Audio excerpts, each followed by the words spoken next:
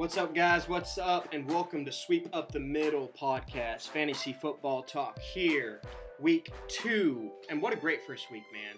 I think the big takeaway for me was we had great games from start to finish, but I love the rookie class. You have Tariq Cohen out of the Bears, who was a big pickup this week. Dalvin Cook with almost 150 yards.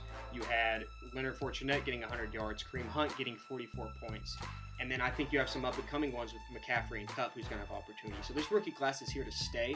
I really liked what I saw from them, and I think there's going to be more pieces that come into the fantasy football world. So definitely keep watching that rookie class. Let's get into it. Let's talk about it. Derek Carr, big start this week for the quarterbacks going against the Jets. As I already mentioned, this year, the Jets are going to be the worst team in the NFL. Derek Carr had 18 points against an up-and-coming Dick LeBeau coach Titans defense. So I think he breaks the 20-point barrier easily with all his targets. Secondly, Big Ben versus the Vikings. Yes, I know the Vikings D is talented. However, Big Ben falls at home. Out of his last 20 games, 17 of them he scored more than 15 points. So I think he breaks the 20-point barrier. He's got way too many pieces around him just to be stagnant. And I think the first week, going against the Browns, yes, we're pumped up for the season, but I just think it took a little bit to get their offense going. I say Big Ben has a big game this week. My two sit-ems, big one, Matt Stafford against the Giants. Look, the Giants are a top 5 defense. They are strong against the run. They only allowed 6 scores against quarterbacks last year, and right around that average of 10 to 12 points. So I think you can have better options than Stafford going against the Giants. Another one's Jay Cutler versus the Chargers. Look, the Chargers D's talented. They got Ingram and Bosa up front, who had 2 sacks apiece. They have 2 of the best quarterbacks in the NFL, if not one of the best duos. They should have had 2 more picks. They should have had a pick 6 on the first drive. I think Cutler getting used to that offense. Yes, he's been in it before with Gates, but it is new pieces. He was retired 2 months ago. So I think Chargers really get after Cutler, and I think Cutler has a down week. He rides the wave, so I say stay away from Cutler this week. Start him. Marshawn Lynch against the Jets. Again, you see what I'm picking up on? The Jets are the worst team in the NFL. Shady went off against them last week, so I say Marshawn Lynch follows suits. I say he has a big game as well against them. Another one, Ty Montgomery against the Falcons. Ty Montgomery is a PPR machine, but he is starting to get the carries as well, too. I think he could finish in the top 10 this year alone, just off being a running back. Yes, he went out for a couple of plays, because of it looked like maybe a knee or something, who knows. But he got back in there, and he looks good. He's going to be a must-start for me against the Falcons this week, who are not good against PPR tailbacks. Dalvin Cook against the Steelers. Look, the Steelers were not that good against running backs last year. And Dalvin Cook almost racked up 150 all-purpose yards, like I said. I think this trend continues. I think he has a big game against the Steelers. So again, Marshawn Lynch, Ty Montgomery, Dalvin Cook on my starts. Sit him. Yes, I already talked about Tariq Cohen, but for me, he's a sit him this week against the Bucks. Look, the Bucks only they were the 5th fewest in receptions and receiving yards to tailbacks last year. So I think Tariq Cohen, even though he's a big pickup, I just think that Bucks is an up-and-coming defense, and I would say look elsewhere. Yes, you want to start him. Yes, you just got him. But sit him on your bench. Stash him this week. There's going to be better opportunities down the road. Joe Mixon versus the Texans. Look, the Bengals were atrocious last week, and the Texans have a very, very good front 7 defense. They were the number 1 ranked defense last year.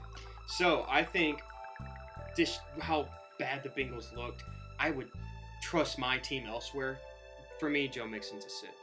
Then Eddie Lacy versus the 49ers. Man, did he not look good. First off, I think everybody else is going to be lined up from the rookie to pro size to once Thomas Rawls gets back in, I think he takes both of the carries. I hope so. He's on both my fantasy teams riding the bench, late pickup. But Eddie Lacy, I don't think he's going to do anything this year. I think he's literally just if their whole team gets injured. So for me, Eddie Lacy's a sit. I don't even know why you still have him. We're going to go to receivers. Big one this week's Doug Baldwin versus the 49ers. Look, if you watch the game, Russell Wilson had no time to throw. But again, Doug Baldwin is the best receiving threat for them. To me, he's like a Golden Tate for the Lions, where he's going to get touches no matter what. So I think Doug Baldwin is a target machine. I think he has a big game this week. Larry Fitzgerald against the Colts. That Colts D is not that far behind the Bills and the Jets.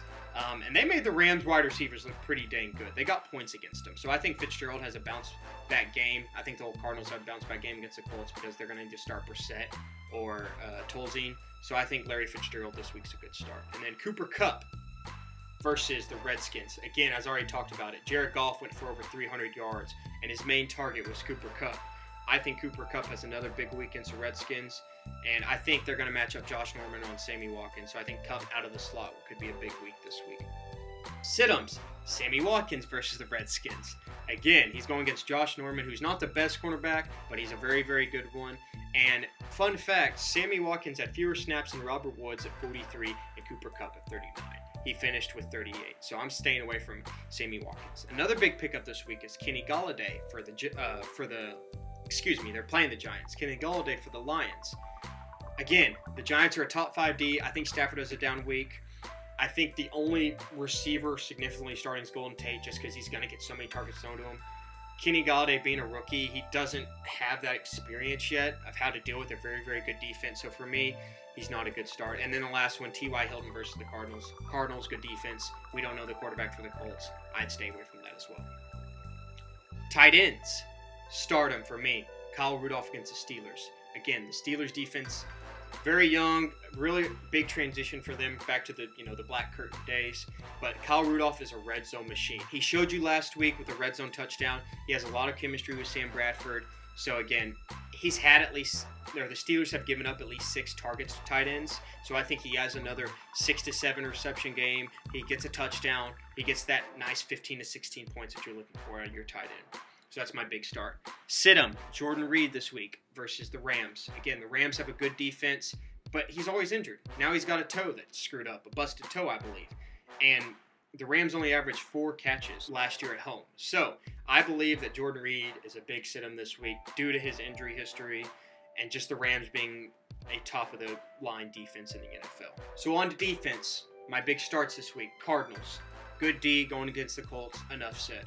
Raiders going against the Jets. Jets, worst team in the NFL, enough said. Ravens going against the Browns. Deshaun Kaiser, only his second start. The Ravens had 22 fantasy points last week, 4 picks going against Dalton, who is a very seasoned average quarterback. So, with that being said, those are my 3 big starts this week. All right, guys, we're going to move on to sit-ems for the defense. We're going to make this super short, super easy, and super sweet. Number 1, we have the Broncos going against the Cowboys. Cowboys control time possession. They control the clock. Don't make a lot of mistakes. Dak takes care of that ball. They're going to run the football on you. Broncos don't have a lot of opportunities to score on the defensive side of the ball. Number 2, we have the Packers going against the Falcons. Falcons, one of the best offenses in the NFL.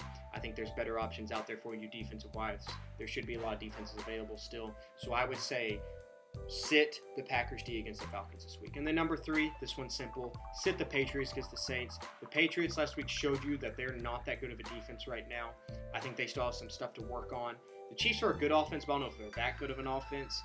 The Saints are a good offense as well. They have Drew Brees who can throw the ball down the field, one of the best to ever do it. I'd say sit the Patriots this week against the Saints. It's going to be a high-scoring game. You could see some negative points from the Patriots D. That being said, move on to bold predictions. I've got 2 for you. Bold prediction number 1 is Gronk comes back to reality. We drafted him high.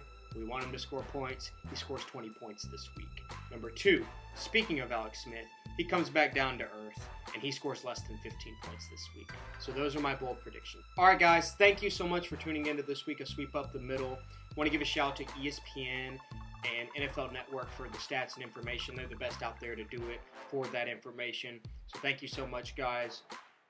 Any more information, please check mitchellryan21.com/SUTM. I'm going to add ranks there so you can see your ranks. You can see these articles that I pull from. But the big thing is I'm going to add a fantasypros.com ranking. And you can add your a wide receiver and a running back in there and see who you need to start in the flex. So it pulls all this information from all these sports writers across the nation, fantasy football writers, and you can get the best rankings. I use it every week. It's a great tool. I'm going to add it in there. Again, mitchellryan21.com/SUTM. Y'all have a good one. Thank you so much.